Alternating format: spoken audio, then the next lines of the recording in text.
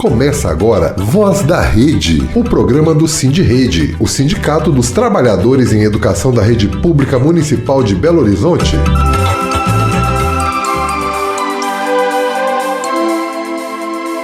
Muito boa tarde a todos, bem-vindos ao Voz da Rede, o programa do Sindirede, o Sindicato dos Trabalhadores em Educação da Rede Municipal de Belo Horizonte. Eu sou Paulo Ribas e apresento para você as atualizações de notícias que interferem no dia a dia do trabalhador mineiro. Giro de notícias. E as notícias mais recentes sobre os ataques genocidas do eixo imperialista Estados Unidos e Israel contra o Irã não são nada animadoras. O cessar-fogo foi abandonado pelos dois lados. Os ataques estadunidenses já duram 10 dias e se intensificaram depois que Teherã, em retaliação, atacou uma base militar na Jordânia, matando 2 militares e destruindo 2 caças e 3 helicópteros Black Hawk, notícia que foi confirmada pelo New York Times. Antes, o ditador Donald Trump já havia destruído uma usina elétrica e uma de dessalinização que cortou o abastecimento de água de 10 mil iranianos. No sábado, o líder supremo do Irã anunciou nas redes sociais a suspensão dos compromissos assumidos pelos termos do cessar-fogo assinado em junho. Ele ainda afirmou que a assinatura do presidente dos Estados Unidos tem tão pouco valor e credibilidade quanto as palavras e a conduta enganosas, traiçoeiras e brutais do regime americano. Antes da retaliação iraniana, o Ayatollah Khamenei fez um apelo à unidade nacional diante do retorno das agressões mútuas entre o Grande Satã e Teherã. Após a morte dos militares, o exército imperialista ainda atacou as instalações de uma usina nuclear civil em construção na cidade portuária de Bushehr. Trump justificou o ataque afirmando que estaria protegendo as embarcações que cruzam o Estreito de Hormuz. O Irã pediu à agência nuclear da ONU que condenasse os ataques dos Estados Unidos que, segundo o país, tiveram como alvo a usina nuclear de Darkovin em construção. O porta-voz do chanceler iraniano também afirmou nesta segunda que Teherã não permitirá que Hormuz seja usado por seus inimigos para ameaçar a segurança do país e completou dizendo que o país está determinado a tomar as medidas necessárias para salvaguardar sua soberania. O ditador imperialista restabeleceu um bloqueio naval aos portos do Irã para dificultar as exportações de petróleo.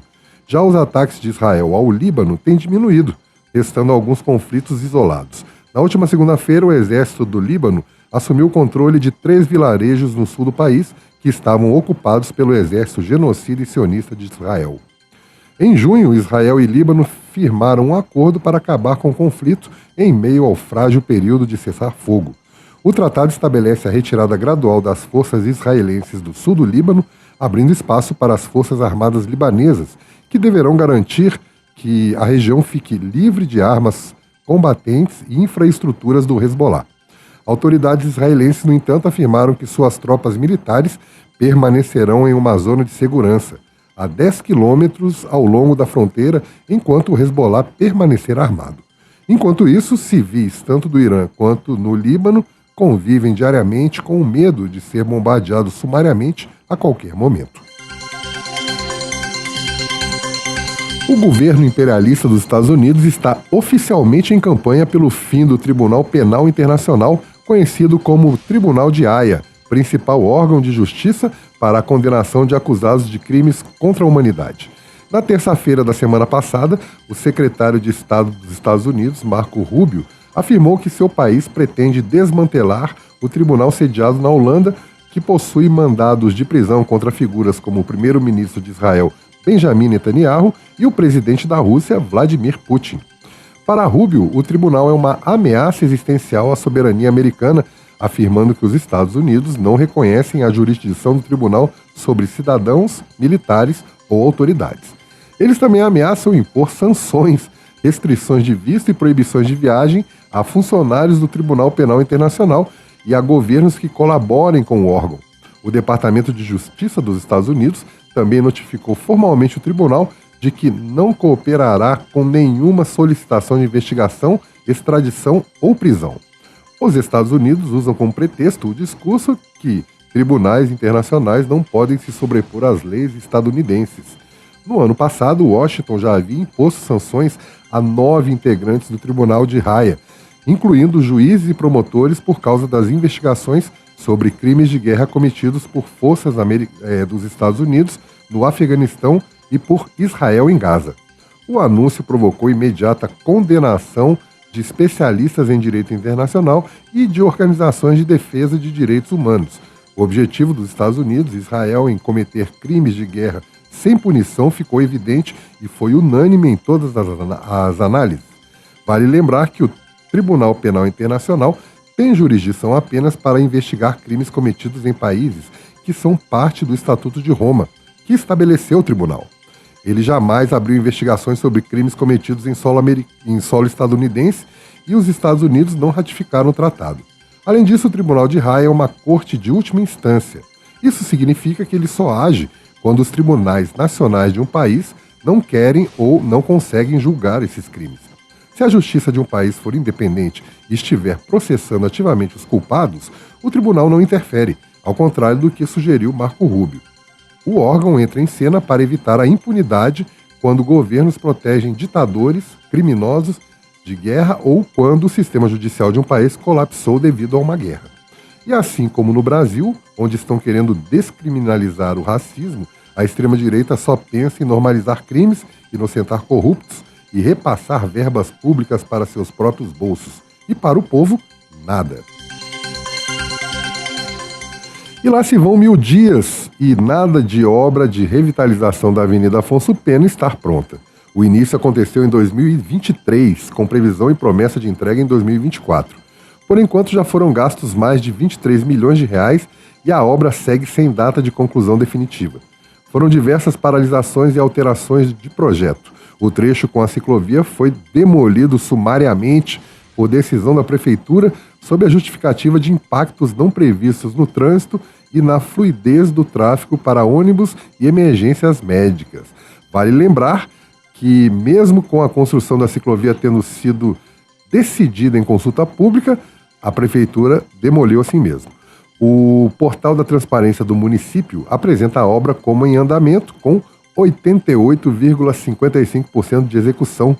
O restante, conforme a Prefeitura, seria correspondente à ciclovia descontinuada pelo prefeito Álvaro Damião no mês passado, obra que custou mais de 300 mil reais aos cofres públicos. Então, cadê o restante da obra? A previsão é de pistas exclusivas para transporte coletivo nos dois sentidos, entre as praças Rio Branco, da rodoviária, e Milton Campos. Enquanto isso, a CDL-BH emitiu nota dizendo que as dores dos comerciantes locais precisam ser conhecidas e levadas em conta. Os comerciantes entendem que a fluidez do transporte coletivo é importante, mas ela não pode inviabilizar o comércio. Na Avenida Pedro II, o acesso às lojas ficou bastante prejudicado e resultou no fechamento de diversos empreendimentos, um cenário que não pode se repetir na Afonso Pena. Para a maioria da população, a mensagem transmitida pela revitalização prometida é de descaso. A Afonso Pena é uma avenida emblemática da cidade. Passar 1000 dias esperando por uma melhoria que faria tanta diferença no cotidiano de tanta gente é um descaso da gestão pública com Belo Horizonte. E falando em obras, a rodoviária de BH também vai passar por uma intervenção de reforma. Por causa disso, os passageiros passarão a desembarcar no pátio oeste do terminal passaram a desembarcar no pátio oeste desde o último domingo. A alteração será necessária para a recuperação do piso da área de desembarque e deve durar cerca de 45 dias. Durante esse período, o espaço ficará interditado e as obras fazem parte do cronograma de melhorias previsto no contrato de concessão da rodoviária de Belo Horizonte e tem como objetivo recuperar a infraestrutura do terminal. Segundo a concessionária, o pátio oeste será preparado para receber a operação com sinalização específica, reforço na segurança e equipes de apoio para orientar os passageiros. Esperemos que sejam realmente só 45 dias. Mais uma vez, a gestão Damião se mostra ineficaz. E no último domingo, a Parada do Orgulho LGBTQIA+, de Belo Horizonte aconteceu no cruzamento da Avenida Brasil com a Avenida Afonso Pena e foi um sucesso. Com o tema Democracia, Nosso Voto, Nossas Vidas, Celos MG 25 anos, só a luta traz conquistas, o evento reuniu uma multidão em sua 27ª edição. A concentração começou à 1 da tarde. Às 5h30, os trios elétricos cercados pela multidão seguiram até a Praça 7. A ideia da parada é propor uma reflexão sobre o papel das pessoas LGBTQIA+, no processo democrático em ano de eleição, em um contexto de avanço de iniciativas legislativas que afetam diretamente essa população. Mais de 30 atrações entre DJs e cantores passaram pelos trios elétricos neste domingo. Ao longo de todo o fim de semana, foram mais de 200 eventos oficiais do orgulho LGBTQIA+, que incluíram a Marcha Mulheridades e o Festival Fuzue, ambos no sábado.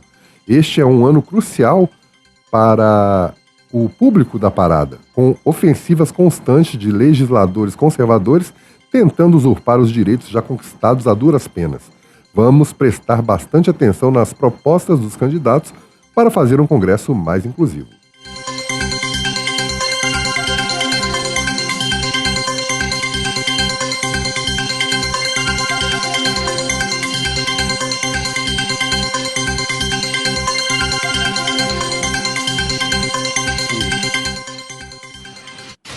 Infelizmente foi dado o primeiro passo para a implantação do sonho de criança do prefeito Damião, a Times Square de Belo Horizonte. Isso porque o Conselho Deliberativo do Patrimônio Cultural de Belo Horizonte, o CDPCM-BH, aprovou na última quarta-feira um parecer que permite avançar na instalação de painéis de LED na Praça 7. A ideia é que propagandas publicitárias sejam veiculadas em grandes telões nas fachadas de prédios ao redor da Praça 7, no coração da capital mineira, poluindo visualmente o centro e ocultando a arquitetura da cidade. A aprovação autoriza propagandas luminosas nos edifícios Helena Passig, no antigo Banco Mineiro de Produção, atual P7 Criativo, e no Brasil Palace Hotel. Felizmente, nem tudo está perdido. A instalação ainda depende de pareceres favoráveis de órgãos como o Instituto de Patrimônio Histórico e Artístico de Minas Gerais, o IEFA, MG, e a Subsecretaria de Regulação Urbana de BH. Segundo Flávio Carsales, um dos conselheiros que votou contra o projeto, a Avenida Afonso Pena é tombada pelo patrimônio por um conjunto paisagístico. A decisão de permitir os painéis de LED não pensa no patrimônio. A cidade precisa de tantas coisas e nossos governantes dão destaque a projetos como esse, que em nada mudarão para melhor o cotidiano do Belo Horizontino. Voz da Comunidade.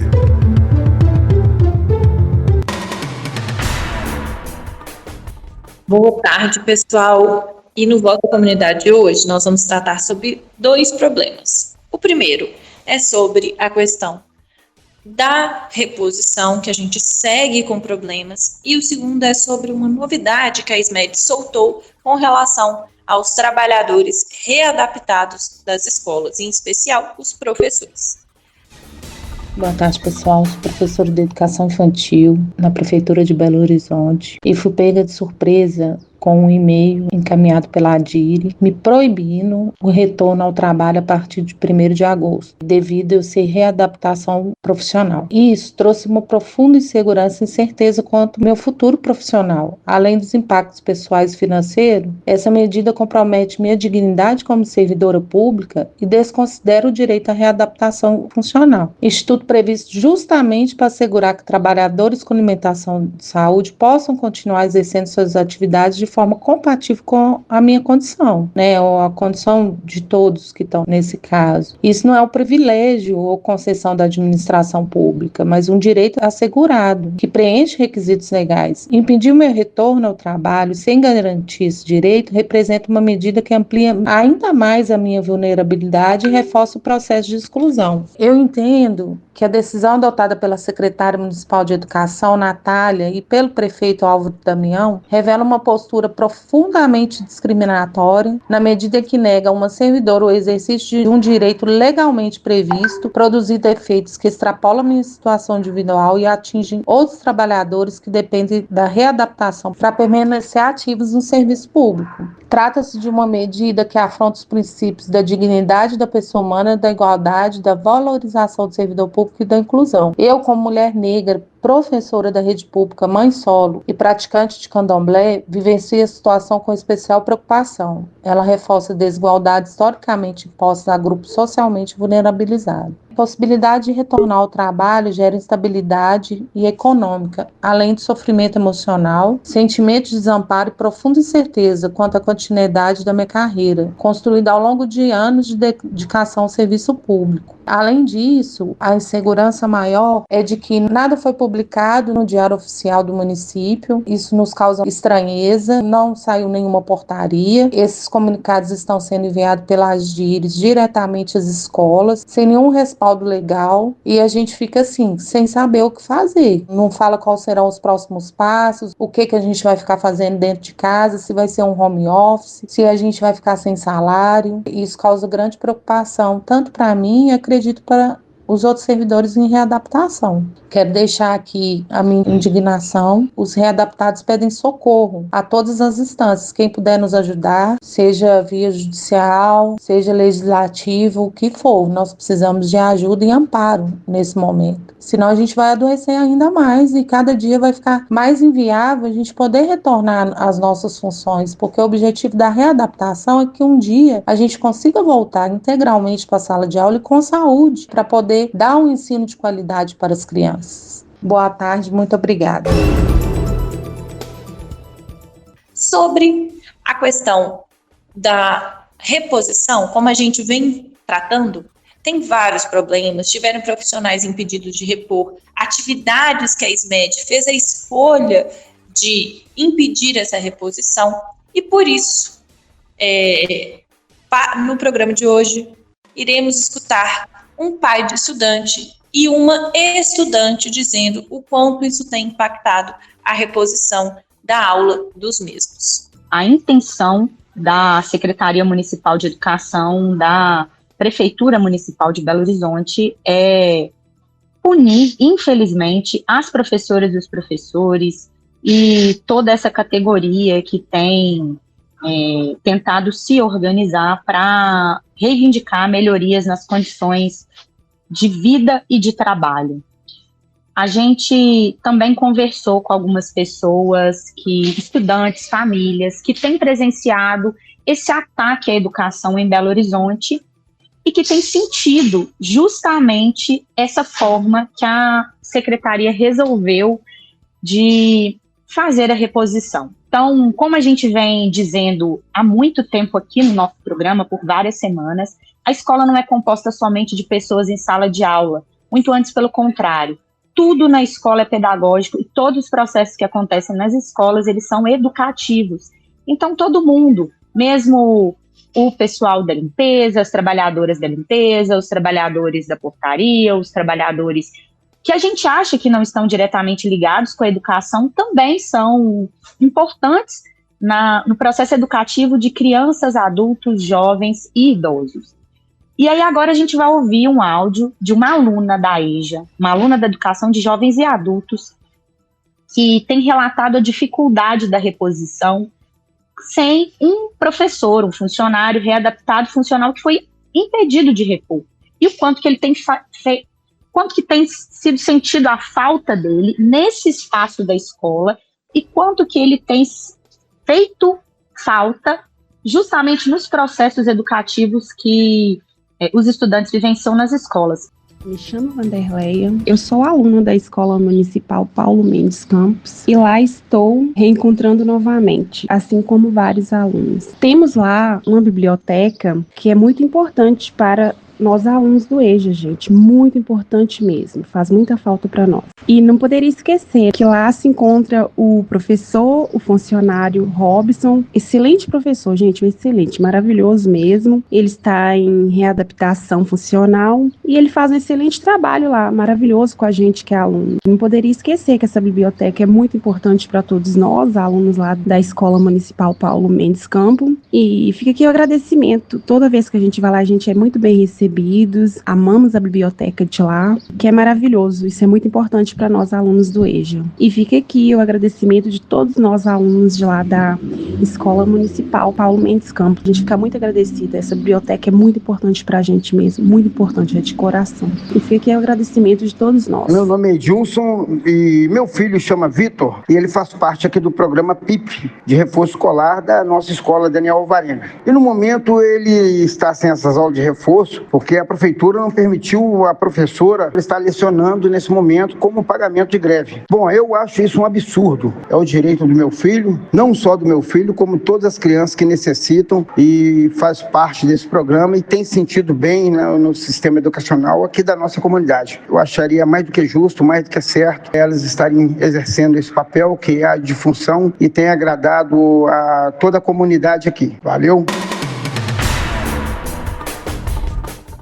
Então, como podemos ver, o Edilson, né, o relato da estudante, a forma como a prefeitura fez essa reposição, ela não está garantindo, de fato, tudo que tem como componente curricular dos estudantes.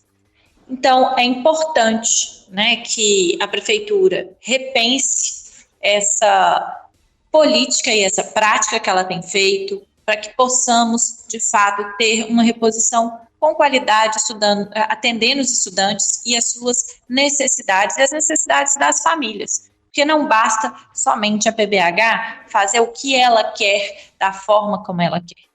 E aí é importante também a gente dizer sobre o problema dos professores e professoras que estão em readaptação funcional e que foram surpreendidos por um e-mail enviado pela Secretaria Municipal de Educação para suas gestões, informando que esses, a partir do dia 1º de agosto, estariam em casa de sobreaviso esperando a organização da vida deles. Poxa, dia 20 de janeiro começa essa ofensiva com os e-mails sendo enviados para esses trabalhadores. São no dia 22 de janeiro, até o dia de janeiro, não, desculpa, gente, de julho. Até o dia 1º de agosto nós temos tempo. Por que a prefeitura não fez isso de forma mais organizada? Já não pensou para onde esses profissionais iriam, ao invés de colocá-los em casas, na angústia?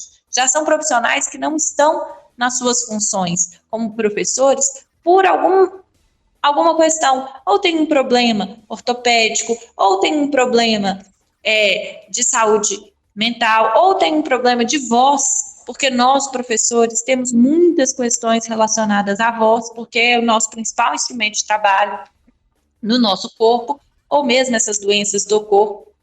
E aí, a gente simplesmente entra nessa situação e nessa condição. Vou passar para a Thalita para ela finalizar sobre esse assunto. Sim, Carol, e é muito importante destacar que todas essas pessoas, esses profissionais que se encontram em readaptação funcional, eles tiveram os seus processos de readaptação ocorridos em decorrência do trabalho. Então, é uma responsabilidade do empregador, ou seja, da Prefeitura de Belo Horizonte, dar boas condições de trabalho e assumir a responsabilidade de condições adequadas para essas pessoas, porque os processos que elas vieram a ter, sejam de saúde mental, sejam questões relacionadas a uma questão ortopédica ou de voz, foram todas em decorrência do trabalho, das condições que muitas vezes nas escolas são adoecedoras. E agora, mais uma vez, a prefeitura quer vitimizar essas pessoas, porque ao chamá-las para poder ir para um outro local de trabalho, as transferirem para um lugar que a gente ainda não sabe, para uma situação que a gente ainda desconhece, porque nada é colocado com transparência, mais uma vez a prefeitura violenta essas pessoas ao não dar a elas, primeiro, a transparência do que de fato está acontecendo e também não permitindo que elas tenham a liberdade de escolha ou uma condição mínima de segurança no trabalho.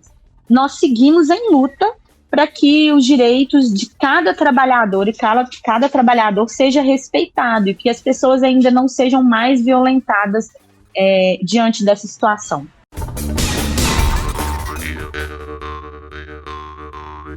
Por dentro da questão. Hoje, no Por Dentro da Questão, nós vamos falar sobre uma PL que está tramitando no Congresso Federal, inclusive com regime de urgência, que estabelece a Convenção Trabalhista para os servidores públicos. Então, ela é uma regulamentação, uma normativa da OIT. Para falar sobre o termo, nós vamos conversar com o Zanata, da CSP com Lutas. Bom dia, eu sou Eduardo Zanata, sou professor da rede pública do Distrito Federal, professor de português. Sou membro, nesse momento, desincompatibilizado da Executiva Nacional da CSP com Lutas, que tomou posse agora no dia 1º de julho de 2026. Alguns sindicatos, inclusive o Sindirrede de BH, é afiliado. Agradecendo, sua participação de falar aqui hoje conosco, Zanata. Conta pra gente um pouquinho o que é essa PL e qual que é o tema que ela realmente trata.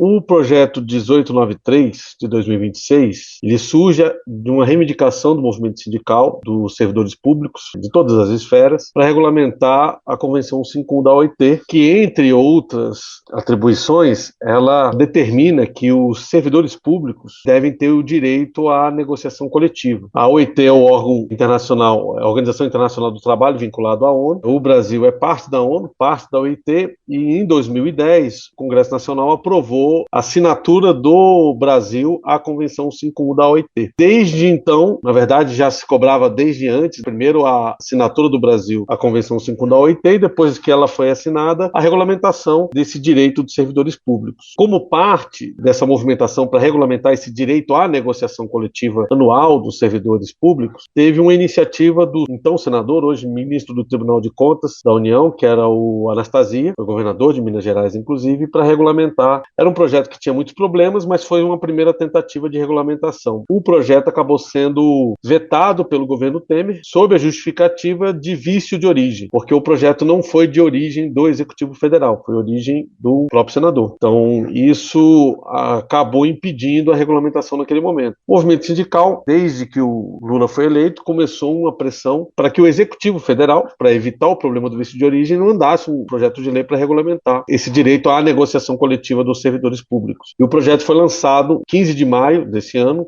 em regime de urgência, que é o PL 1893 de 2026. Esse é o caminho que levou à publicação desse projeto de lei, que agora tem que ser analisado, votado pela Câmara Federal, depois ser votado pelo Senado e depois ser sancionado pelo presidente para que entre em vigor. Era basicamente isso, assim, bem sinteticamente. Zanata, esse PL, ele tem o objetivo, como você colocou aí, de fazer uma regulamentação em relação ao direito de liberação dos servidores públicos também, atuação sindical, considerando a orientação, a Convenção 51 da OIT. Esse PL tem o objetivo, pelo menos intencionalmente, de organizar os processos de liberação, os direitos dos servidores de estarem à disposição para os sindicatos. Fala um pouco o posicionamento da CSP em relação a esse PL, para a gente entender melhor. Eu disse um pouco como é que foi a trajetória e de onde é que surgiu o PL. Obviamente que nós da CSP com Lutas temos muitas críticas a todo o processo de construção do projeto de lei e, inclusive, ao relatório produzido pelo André Figueiredo, que vai ser apreciado pela Câmara. Provavelmente só depois do recesso, a gente não sabe ainda se depois, inclusive, da eleição, porque agora o processo eleitoral, a Câmara e o Senado devem entrar em funcionamento bem brando, um pouco funcionamento. Mas o projeto de lei tem também, além da discussão da negociação coletiva, ele traz toda uma série de regulamentações no seu final que dizem respeito à liberação dos dirigentes sindicais para atuarem e cumprirem as suas responsabilidades como dirigentes do sindicato com ônus para o órgão público. Hoje, em vários estados, municípios, o direito de liberação normalmente ele é concedido, mas com ônus para o sindicato, com algumas poucas exceções e alguns casos de algumas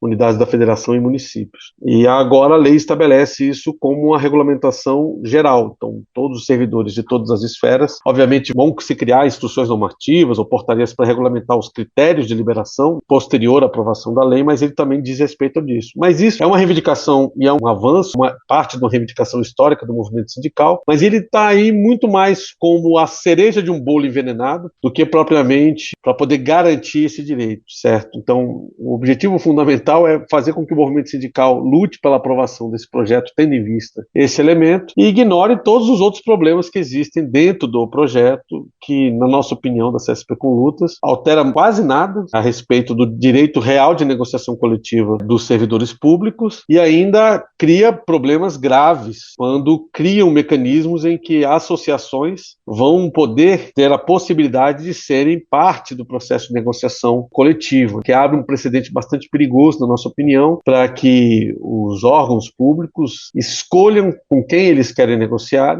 Então, se o sindicato é um sindicato muito combativo, dá muita dor de cabeça, né, entre aspas, para a administração, a gente vai escolher um interlocutor que simplesmente vai aceitar tudo que a gente apresentar na mesa de negociação. Então, vamos pegar uma associação aqui, criada às vezes por iniciativa, por manobras do próprio órgão público, para chancelar uma espécie de acordo coletivo, dizendo que ele foi parte de uma negociação com os trabalhadores e, na verdade, ele simplesmente foi uma imposição chancelada por um mecanismo fraudulento e bastante questionável, que é uma negociação por associação. Inclusive, a gente acha que tem um problema grave no projeto, que além de não garantir a negociação coletiva, ainda cria margem para esse tipo de possibilidade e de ação dos órgãos públicos. É importante dizer que a convenção da OIT 151 ela é muito importante por uma série de questões de entender mesmo o servidor público como um trabalhador que também tem que se organizar. E sabemos que o projeto ele tem essas contradições. Como que fica, por exemplo, tem muita especulação com relação ao direito de greve, a organização da greve, como que isso está abarcado neste projeto? O projeto não traz nenhuma regulamentação específica ao direito de greve. Diferente, inclusive, do projeto enviado pelo governo Lula, ele estabelece que a negociação não inviabiliza o direito constitucional de greve dos servidores. Nesse aspecto, o relatório do André Figueiredo é até um pouco melhor do que o projeto inicial. Mas isso, inclusive, foi pactuado com o próprio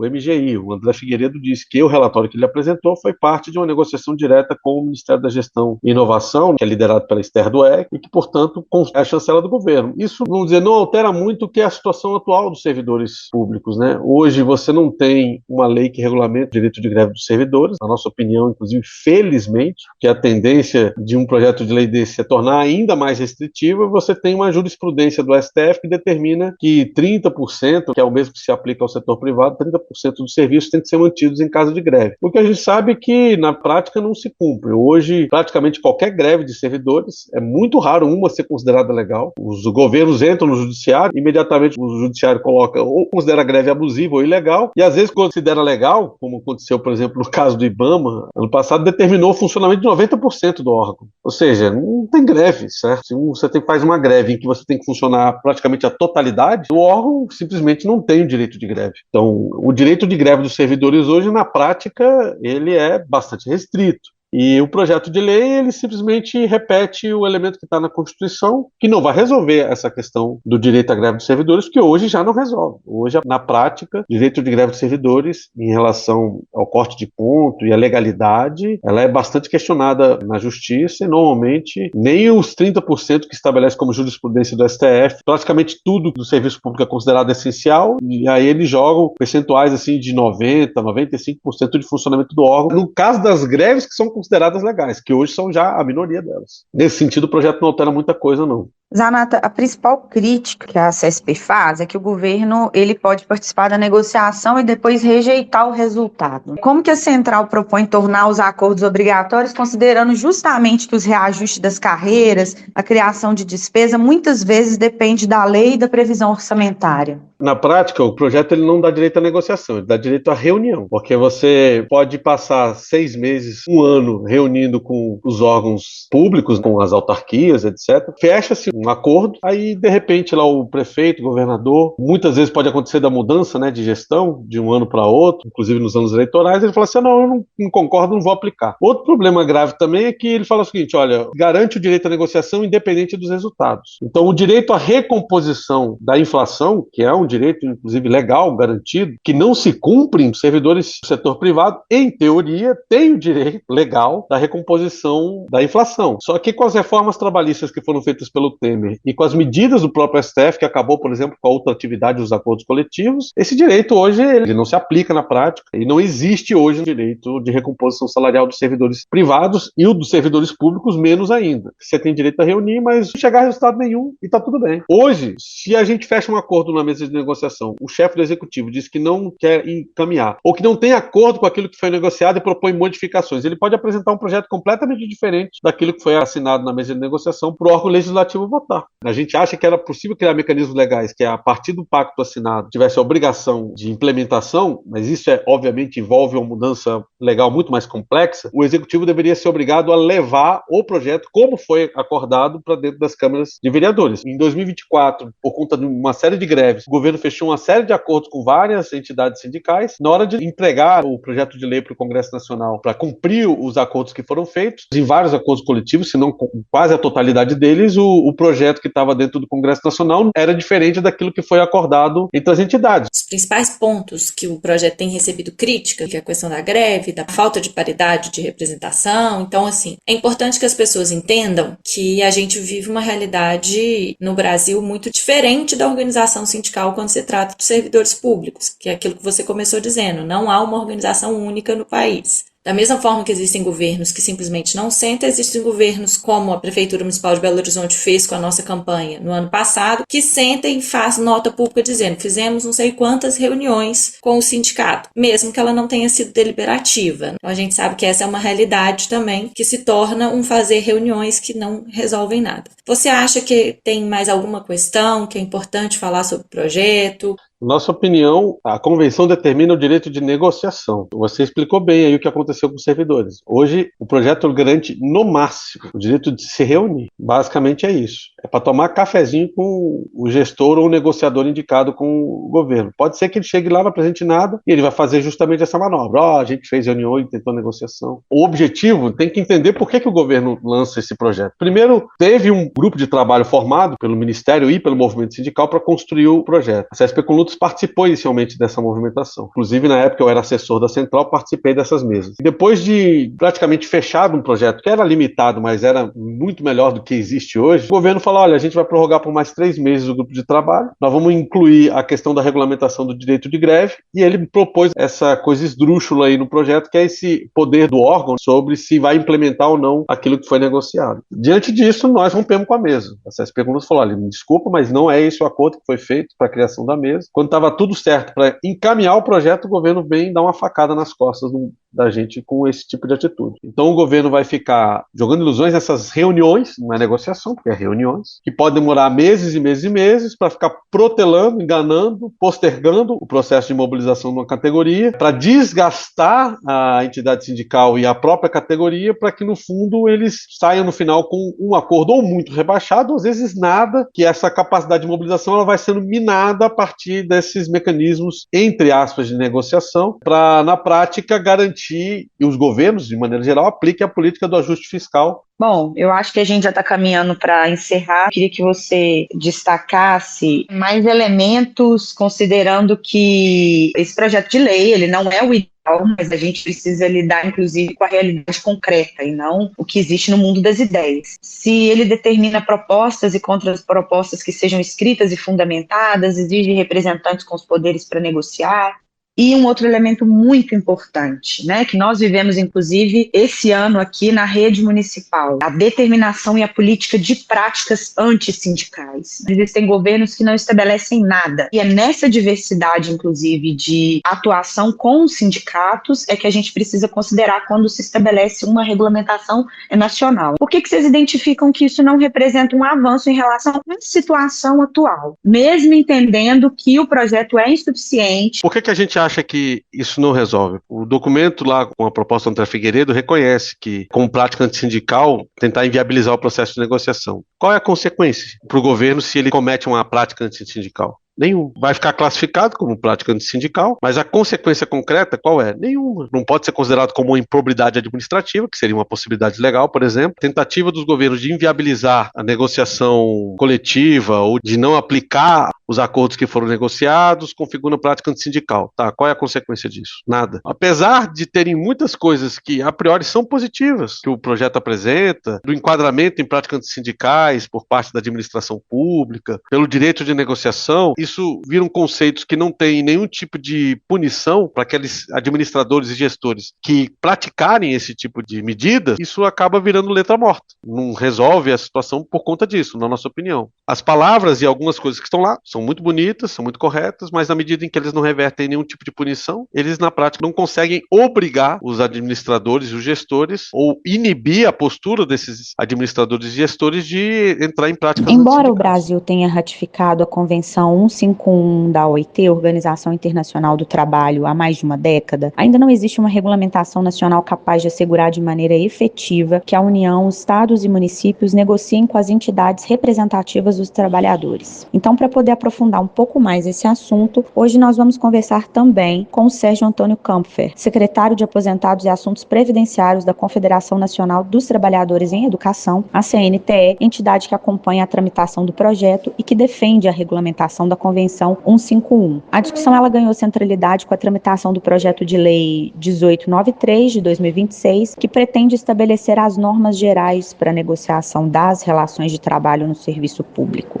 Algumas entidades entendem que o projeto é apresentado como um passo importante para transformar a negociação de direito e não em concessão dos governos. Ao mesmo tempo, outras entidades entendem que há necessidade de sanção aos gestores que se recusarem a negociar e as garantias para que as mesas não sejam utilizadas para limitar a mobilização e o direito de greve. Seja bem-vindo ao nosso programa. Para iniciar, como que você se apresenta? Eu sou Sérgio Kumpfer, eu sou secretário de Aposentados e Assuntos Previdenciários da CNTE. A gente está nesse programa discutindo justamente a tramitação do projeto de lei 1896, que na verdade tenta regulamentar a Convenção 151 da OIT. Ela busca estabelecer que existam mesas de negociações estruturadas e permanentes com os servidores públicos do país e que tenha, inclusive, representações partidárias e que garanta que não tenha perseguição e posicionamentos de governos que sejam de postura antissindical. É importante explicar para os nossos ouvintes que isso é a convenção da OIT e que a OIT ela carece, né, ela recomenda que haja uma regulamentação com legislação específica nos países. Então, esclarece para nós como que tem sido a estrutura desse projeto de lei, quais têm sido os processos de tramitação e qual que é o estudo e o posicionamento que a CNTE tem feito em relação a esse projeto de lei.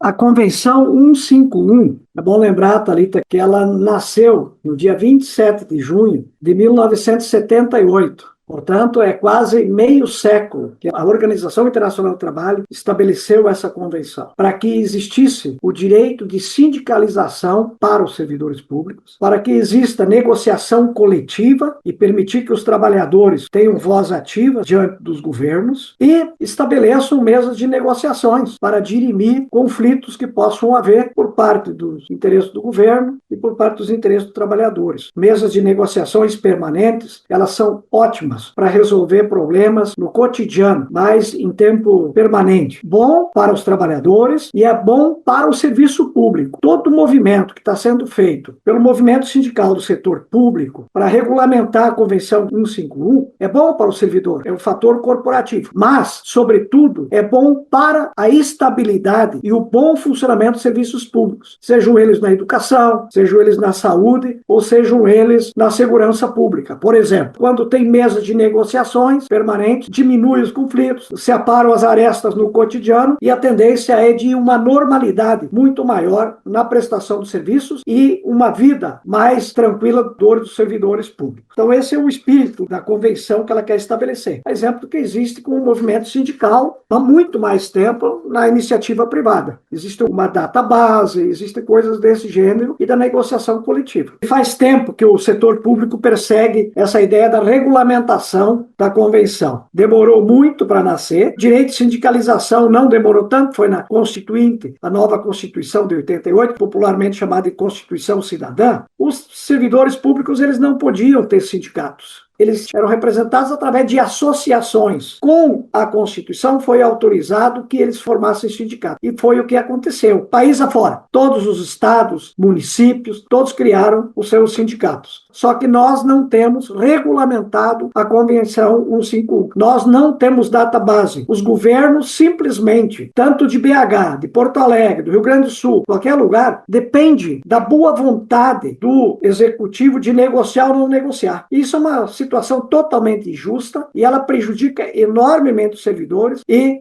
o serviço público. Sérgio, a gente sabe que entre as questões que se levanta é exatamente para que tenha um mínimo de normativa da 151. A gente sabe que tudo isso ainda é muito fluido no Brasil, que não há uma regra única. Belo Horizonte, por exemplo, a gente vive uma realidade de que a prefeitura é que faz o pagamento do diretor sindical liberado, mas a gente sabe que muitas outras redes não é assim que funciona, é com ônus para o sindicato. A PL, ela busca fazer uma normativa sobre isso. E aí, entre as coisas que se critica que a PL não normativa, para alguns como um problema e para outros como um alívio, é a questão, por exemplo, da greve dos servidores públicos, que a gente sabe que não há uma normativa hoje da mesma forma como outros setores que a greve atinge, mas sabemos que por serem um coletivo de trabalhadores que ainda tem um mínimo de estabilidade, é também um coletivo muito combativo e que consegue se organizar com maior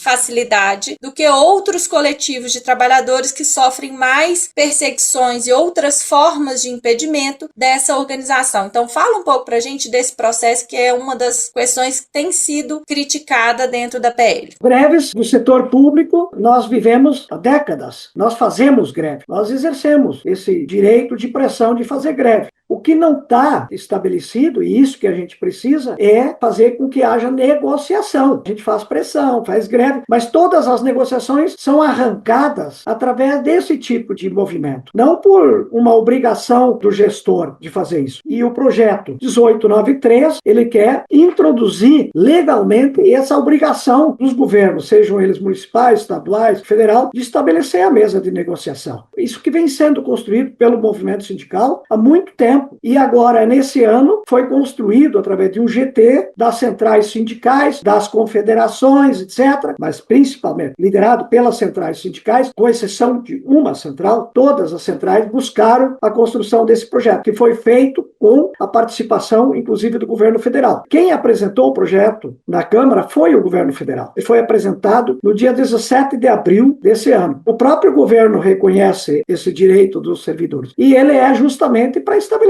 a obrigação dos governos negociar, ter uma data, ter uma referência para facilitar a vida. Greve a gente faz, mas muitas vezes a gente faz greves intermináveis e não tem negociação. Deve ter acontecido já em BH, deve ter acontecido no estado, aconteceu no Rio Grande do Sul, de fazer greve de 3 meses. Aí passa a não ser bom para a sociedade, para os funcionários, passa a não ser bom para a política pública. Com a regulamentação, com a obrigação de negociação, pode até ter a Justiça do Trabalho mediar situações que não tem solução, como acontece na iniciativa privada. Então, o que se busca é um caminho para estabelecer a pressão, mas também estabelecer, de outro lado, a obrigação de negociar. Então, 22 de abril foi designado o relator, que é o deputado André Figueiredo, PDT do Ceará. No dia 27 de abril foi apresentado o requerimento para a criação de uma comissão especial para analisar a proposta e já começou a tramitar, foi produzido um parecer sobre o projeto. Quando chegou esse parecer na Câmara, começou a disputa em torno de quem representaria os trabalhadores do setor público. E aí criou um impasse entre o movimento sindical e associações de classe que querem ocupar esse espaço da negociação também. Então, um conflito de interesses em torno do projeto entre associações e o movimento sindical, que é o que estrutura toda a representação da classe trabalhadora. Se ventilou a possibilidade do projeto ser votado, mas entrar em recesso na Câmara e não foi votado. Então, Sérgio, muito interessante essa relação que você faz com a questão da mobilização, que faz o movimento dos governos. Antes de qualquer coisa, isso é um elemento muito importante para que a gente tenha possibilidade de negociação. Então, nesse sentido, a mobilização e a negociação não são elementos que se contrapõem, mas eles se complementam. Por isso a importância de existir a garantia desses espaços nas mesas de negociação. Então eu queria que você falasse sobre 2 pontos especificamente. Um é sobre a questão da punição, de a gente ter uma forma de responsabilizar os gestores públicos, que é uma das críticas que é feita ao projeto, a gente ter possibilidade de punição dos gestores públicos quando essas mesas ou esses processos não são respeitados, e a possibilidade de emendas, inclusive das próprias centrais sindicais em relação ao projeto e da construção de melhoria desse projeto. Como todo projeto não vai ser perfeito, ele nasce já de uma pluralidade de ideias, então nem tudo está redondinho nesse projeto. Mas ele significa, mesmo que não tenha estipulado lá uma punição, ele significa um avanço muito importante para a representação sindical brasileira. No projeto, quem representa os trabalhadores na negociação são os sindicatos, as federações, as confederações e as centrais sindicais, porque isso está estruturado desde convenções internacionais, na Constituição de 88, foi reconhecido pela Suprema Corte Brasileira, então isso foi estabelecido. Quando a negociação não acontece, vão para a justiça, vão para outros caminhos. Mesmo que isso não esteja estipulado, quando o projeto de lei legisla e exige e garante que os trabalhadores têm direito à negociação e os governos têm a obrigação de negociar, isso é um avanço em relação ao que tem hoje extraordinário. Está em trâmite, mas a questão principal que eu queria destacar da divergência que tem sobre o projeto é essa da representação das associações que querem se meter na negociação. Nós achamos que os sindicatos, e isso está estipulado, o direito da liberação de dirigentes para as finalidades sindicais. Tem muitos sindicatos que simplesmente o governante diz que, não, vou liberar tantas horas. E acabou. Como é que vão tocar o trabalho sindical, o trabalho de base, de articular com a base, que normalmente é muito espalhada, se não tiver gente para fazer isso? Então tem coisas que estão em discussão, mas o projeto construído pelas centrais com o governo, ele é um avanço bem importante, é um bom projeto. Sérgio, é importante, né, a gente dizer isso, que a gente também entende isso. A associação, ela só é boa para o patrão, porque você começa a ter uma série de outros atores dentro de uma mesa de negociação, então você esvazia o poder daquela entidade. Inclusive, nesse momento, estamos vivendo isso. Em função da reposição e de todas as questões do final da nossa greve, tivemos que fazer uma ação conjunta em nome desta categoria para poder reivindicar os direitos dos grevistas, enfim. A entidade, ela tem esse lugar, inclusive jurídico, coisa que a associação não tem. Mas eu queria discutir uma outra questão, a visão de vocês da CNTE, obriga-se a fazer as reuniões, mas não tem nenhum tipo de sanção ao executivo, seja ele a União, os estados ou os municípios, quando se trata do não cumprimento. Então, por exemplo, nós vivemos uma greve difícil, encerramos, o governo estipulou um prazo de 15 dias para ele encaminhar determinadas coisas e não foi exatamente o prazo de 15 dias que ele cumpriu. Ele cumpriu, mas e aí? Se ele não tivesse cumprido, se ele tivesse voltado atrás, qual que seria a sanção a partir dessa PL que está tramitando? Ele é omisso, tá? Ele é omisso no sentido que tu está apresentando aqui. Mas ele passa a ser importante porque ele se iguala ao demais movimento sindical. Cria-se um impasse. Quem busca conciliar é a Justiça do Trabalho. Nesse caso também. Não há uma punição assim direta, mas a gente entra numa lógica do movimento sindical de direitos, de negociações. Claro, nem tudo vai ser resolvido por esse projeto, é verdade. Mas eu acho que, nesse caso aí, nós vamos entrar nos direitos de ordem geral do movimento sindical. Nós vamos fazer a nossa disputa, vamos fazer nossas mobilizações, nossas negociações, e quando não der, a gente recorre à Justiça. A própria Justiça do Trabalho pode ser auxiliar nesse caso. Mas é verdade, isso não estipula exatamente o que está falando. Sérgio, para a gente poder ir fechando, sobre a questão da regulamentação em relação à Convenção da OIT, há um entendimento de que ela altera a correlação de forças entre os governos e servidores, ou o seu potencial vai depender da organização das categorias para transformar esse direito formal em conquistas concretas? Não, ela altera. Por isso que nós estamos nesse caminho. Por isso há décadas se busca isso. Ela cria a obrigação legal de negociar. Hoje nós temos o direito de ter sindicato, mas o governo não tem nenhuma lei que diz que ele é obrigado a negociar. Ele deve negociar, que deve estabelecer mesas de negociação. Nada disso. poucos setores que não podem se sindicalizar. Os militares das Forças Armadas, os PMs e os bombeiros militares. Inclusive justiça e outras categorias que não formaram sindicatos, eles não estão proibidos de formar sindicatos. O governo vai olhar para a legislação brasileira e vai ter que negociar, porque essa vai ser a nova lógica de relações entre os setores públicos, seus patrões, que são os governos das 3 esferas. Vai criar uma regulação diferente, uma legislação diferente em relação à relação que vai se estabelecer entre os trabalhadores e os governos. Se ele vai fazer exatamente o que nós queremos, isso está atrelado à capacidade de mobilização e de luta como sempre esteve. E nós nunca vamos poder abrir mão da luta, da organização e da luta. Essa é a nossa força de estabelecer uma negociação mais igualitária.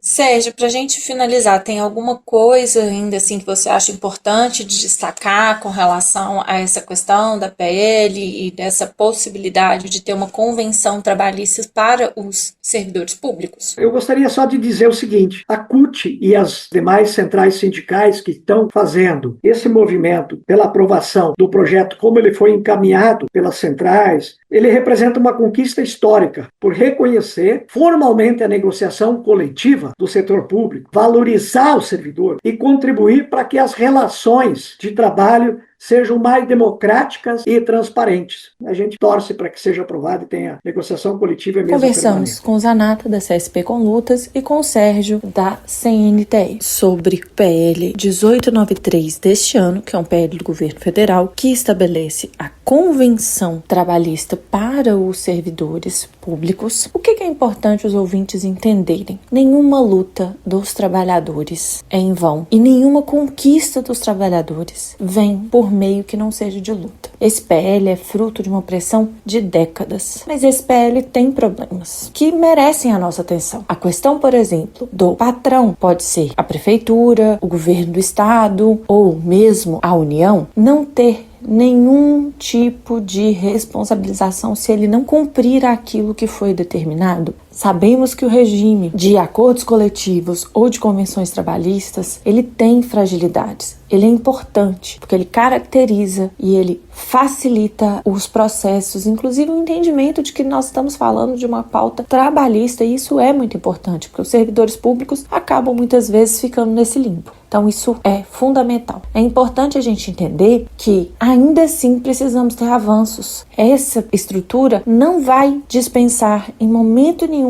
a organização dos trabalhadores. Não basta sentar para negociar e para conversar. Os trabalhadores em educação viveram isso nessa greve. De fato, só tivemos abertura de conversa após a greve estar colocada, 15 dias de greve para que o governo sentasse conosco. Isso não significou, de fato, em conquistas. Levamos aí mais pelo menos 15 dias, de fato, para o governo apresentar propostas mais concretas. O que ele apresenta no início é muito tímido. Então, todas essas questões, elas são importantes. E é importante dizer que, uma vez pactuado, uma vez acordado, não necessariamente quando o projeto chegar na Casa Legislativa, que vai ter que resolver, deliberar sobre isso, vai ficar do jeito que foi o acordado. Todas essas questões, elas são ainda muito frágeis. O que é importante dizer? Que os servidores públicos, eles não podem e não devem deixar de se organizar, deixar de fazer as pressões nas ruas, suas entidades, porque transferir para outros não é suficiente. Quem decide a vida do trabalhador tem que ser o trabalhador. E é por meio da sua organização coletiva que a gente avança. Não dá para depositar todas as esperanças em um projeto de lei que não soluciona parte dos problemas históricos que vão continuar existindo. Intervalo cultural. Nos próximos sábado e domingo, dia 25 e 26 de julho, a Praça Floriano Peixoto vai ser invadida pelo público 50+, no festival Voa Sabiá. Shows musicais, feira solidária, teatro, dança, oficinas e intervenções culturais, tudo gratuito. Consolidado como um dos principais eventos dedicados à valorização da longevidade na arte, o festival chega à 5ª edição renovado, ampliando seu olhar sobre o envelhecimento e mostrando que maturidade e inovação caminham juntas. Mais do que um palco para apresentações, o projeto propõe um encontro entre gerações e reforça a importância da diversidade etária na cena cultural brasileira. vai ter show do Hildon, que dispensa apresentações, do Félix Robato, autoridade na guitarrada amazônica, e também do Osier Vinícius, um dos nomes mais tradicionais do choro em Belo Horizonte e fundador do histórico bar Pedacinho do Céu. O horário dos shows você pode consultar no Instagram do festival, que é o @Festival Voa Sabiá, tudo junto. Então, relembrando, sábado e domingo na Praça Floriano Peixoto, também conhecida como Praça Santa Efigênia, Festival Voa Sabiá a partir das 2 da tarde. Boa diversão! E chegamos ao final do Voz da Rede. Se você não conseguiu acompanhar todo o programa ou o programa anterior, procure por Cindy Rede e por Voz da Rede no SoundCloud, no Spotify, no Deezer, na Amazon Music, no YouTube Music e também no YouTube. E quem quiser fazer contato com a gente para sugestões ou críticas, mande mensagem para o nosso Instagram, @Voz da Rede, Cindy Rede com D mudo. Obrigado pela audiência e até o próximo programa. Termina aqui Voz da Rede, o programa do Sindirede, o Sindicato dos Trabalhadores em Educação da Rede Pública Municipal de Belo Horizonte.